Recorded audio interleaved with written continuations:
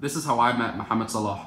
Mommy's pull up looking like Oprah Bank. Let's go. Take a pic with a bitch and she thanks. She look like a goddess, but she ain't no saint. But first, we need to change something.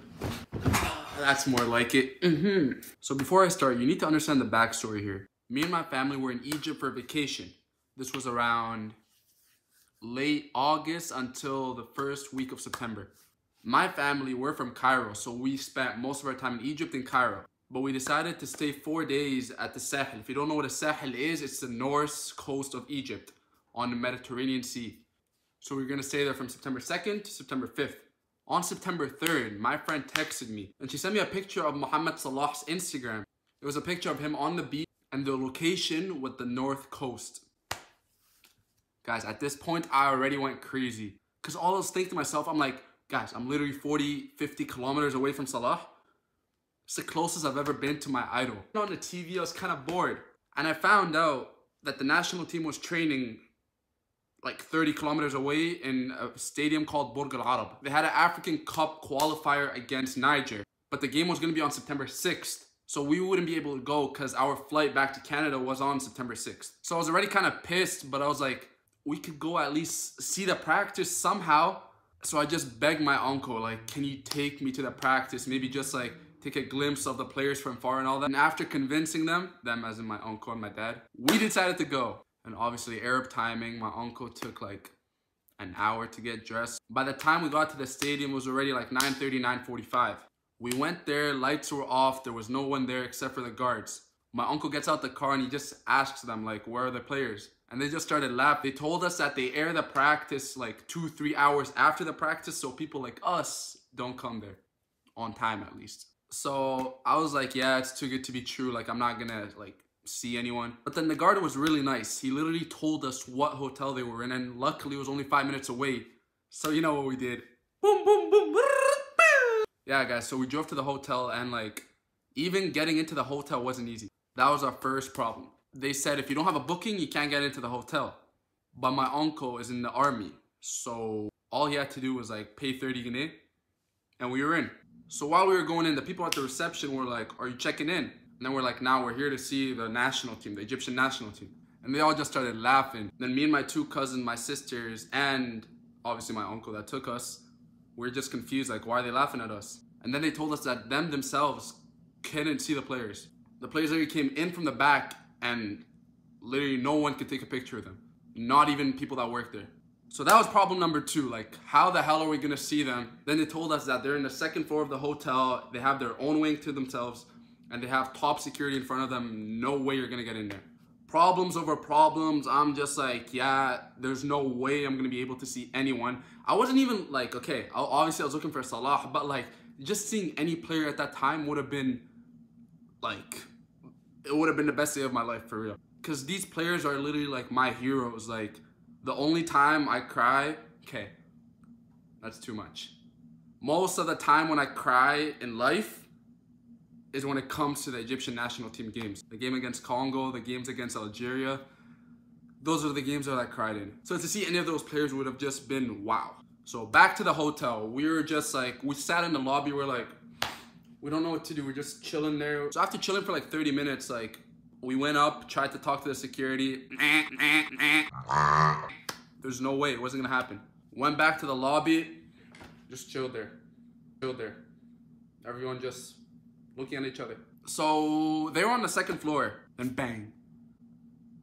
I had an idea. So the players, or the whole team, was on the 2nd floor. So my genius went in on the 1st floor. I went under, right? 2nd floor, 1st floor. I went all the way to the corner. And you know how in hotels and buildings, in the like end of the hallway, they have a fire exit. And these fire exits are open, they're unlocked from the inside, but they're locked from the outside. So obviously I could get out from the 1st floor, but I went up the stairs, 2nd floor, obviously it's locked. This is where shit gets serious. I'm getting excited, but this is where it gets spicy. I just started knocking on that fire exit until my fingers wanted to fall off. I was literally like knocking for like 20-30 minutes. I sat down for a bit on the stairs, started knocking again, and finally someone decided to open the door. Who was this person? some random 18, 19-year-old waiter that was going into the, like they had their own lounge inside. He was going into that room to give them their food. He opened the door and was like, bro, I can't let you in Arabic, obviously. Then obviously I pull out my like Canadian American accent. I'm like, bro, I'm coming from Canada. I'm like, I'm not gonna do anything, I promise. Like, I literally just want to see the players. And after talking to him for a while, he's like, okay, 2 minutes and you gotta go. So I was like, bet. As soon as I went in the fire exit, guess who was coming out? Amr Warda.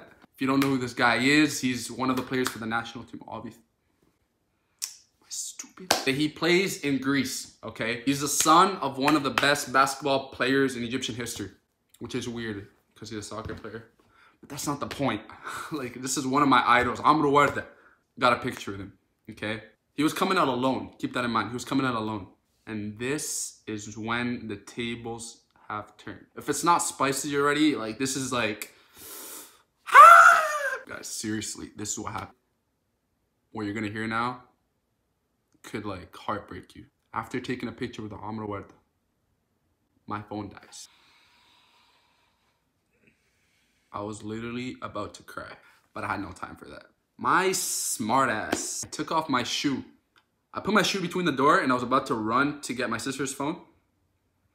But I don't think that was a good idea, because if anyone saw my shoe, they would have taken it out, closed the door. I lost my shoe and I lost the chance to meet anyone else. So I took off my phone case.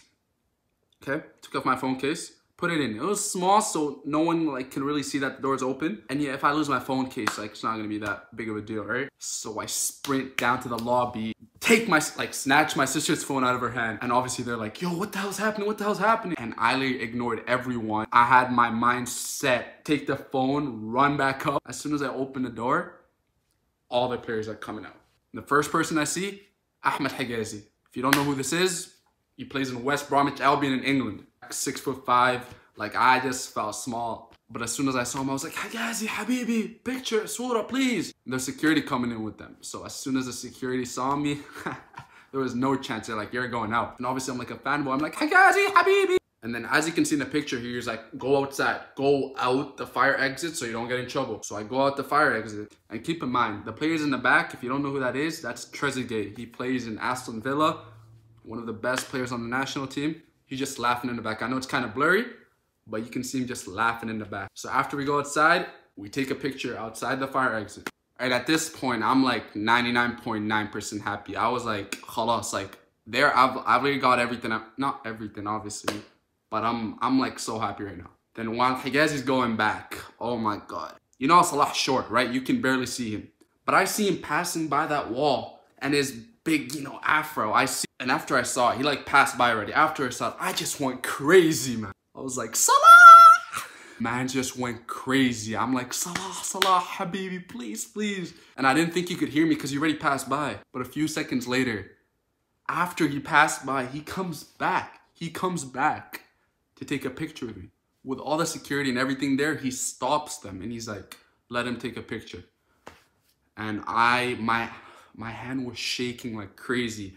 When I took two pictures. One picture had the half of my face and the other picture had a quarter of my face. I was so excited that I was taking pictures of him and I forgot to take it with me in it.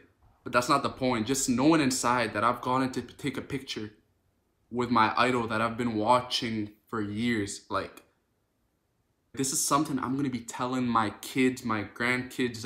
I've told this story so many times already and I'm still telling it, not every day obviously, but I'm telling it so many times. And I have to tell it with all the details. Like, cause the chances of it happening every time just gets narrower and narrower.